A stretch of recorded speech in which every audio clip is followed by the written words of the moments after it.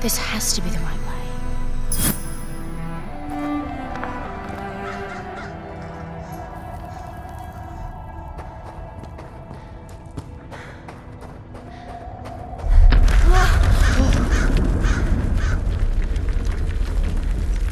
Before we continue, let's stop a moment and take a look at some of the key features of this demo. Much of what you see was built with Quixel Megascan assets, but instead of using the game versions, we used the cinematic versions, which would typically only be used in film. There are around 1 million triangles each, and thanks to virtual texturing, they all use 8K textures as well. Nanite can render an insane number of triangles very quickly. There are over 1 billion triangles of source geometry in each frame that Nanite crunches down losslessly to around 20 million drawn triangles. What does that many triangles look like? This isn't noise. These are the triangles, each a different color. Most are so small that they look like noise. Nanite achieves detail down to the pixel, which means triangles are often the size of pixels. This amount of geometric detail requires shadows to be pixel accurate as well, and Nanite can do that too. Speaking of lighting, all of the lighting in this demo is completely dynamic, with the power of Lumen that even includes multi-bounce global illumination. No light maps, no baking here. Without GI, all of that beautiful lighting is gone. With Lumen enabled, we can move the light and the bounce changes instantly. Okay, let's keep going.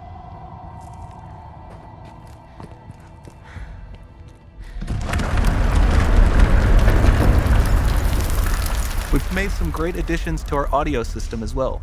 Convolution reverb allows us to measure reverberation characteristics of real spaces, like actual caves that we sampled, and reproduce them in virtual spaces. Sound field rendering allows us to record and play back spatialized audio.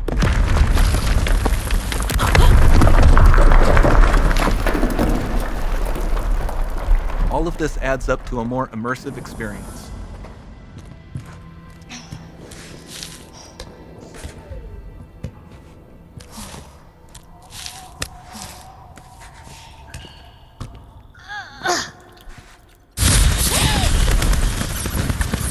This swarm of bats was created with our Niagara effects system.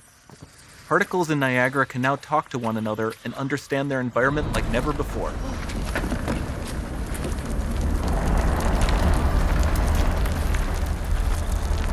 We've also added a ton of new functionality to run fluid simulations like you see in the water below.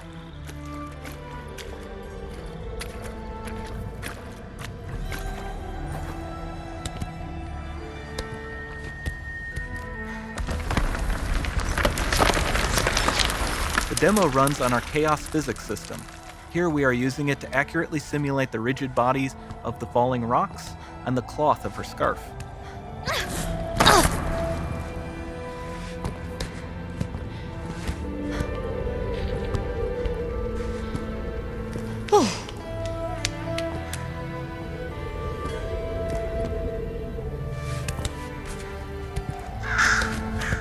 Now that the environment is so complex, we've needed to greatly improve our animation systems to adapt.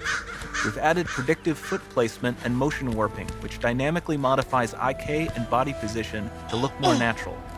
For the character to more realistically interact with the environment, we've added the ability to trigger seamless contextual animation events, like her hand on the door. Looks promising.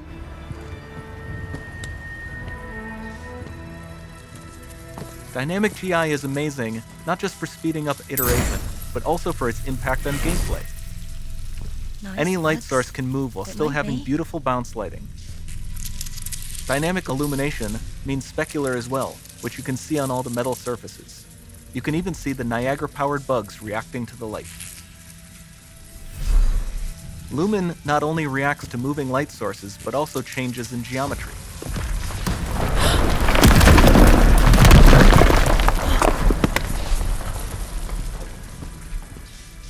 Remember we mentioned high poly assets? This statue was imported directly from ZBrush and is more than 33 million triangles. No baking of normal maps, no authored LODs.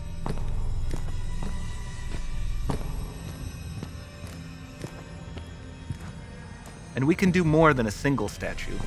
There are nearly 500 of that exact statue at the same detail level placed in this room for a total of over 16 billion triangles from statues alone. Over this entire demo, there are hundreds of billions of triangles.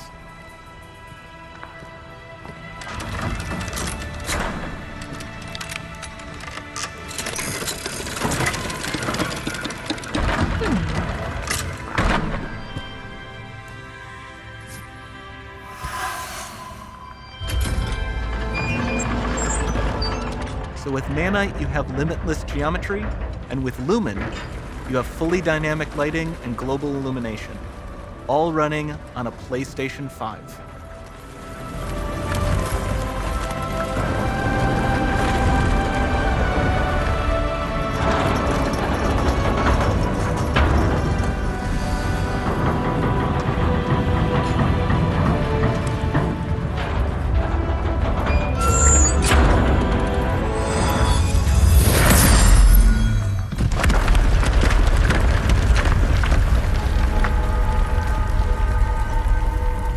There's not much time left.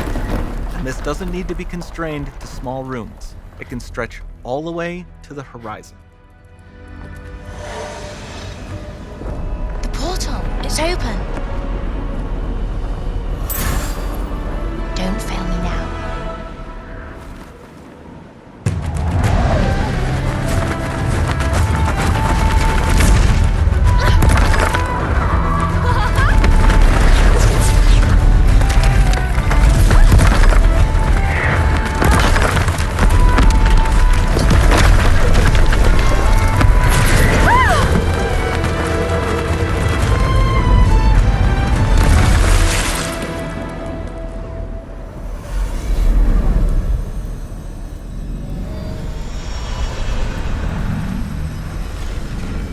Time to see what's next.